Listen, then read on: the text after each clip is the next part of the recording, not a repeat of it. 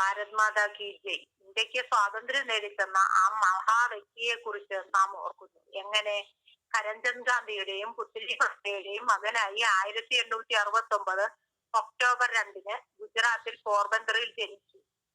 സത്യത്തിൽ വിശ്വസിച്ച് അഹിംസയിലൂന്നിയ സത്യാഗ്രഹം എന്ന സമര സിദ്ധാന്തത്തിലൂടെ ലോകം മുഴുവൻ അറിയപ്പെടുന്ന ഒരു വ്യക്തിയായി. ജീവിത പങ്കാളിയാണ് കസ്തൂർബ. വളരെ ലളിതമായ ജീവിതമാണ് അവരുടേത്.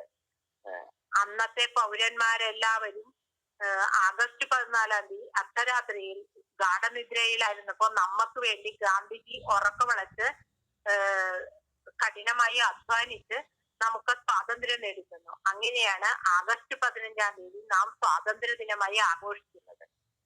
ലളിത ജീവിതം എന്ന് പറഞ്ഞാൽ ഗാന്ധിജി സെക്കൻഡ് ക്ലാസ് കമ്പാർട്ട്മെന്റിൽ യാത്ര ചെയ്യുക, സ്വയം നെയ്ത വസ്ത്രങ്ങൾ ഉടുക്കുക, അങ്ങനെയുള്ള കാര്യങ്ങളെല്ലാമാണ്.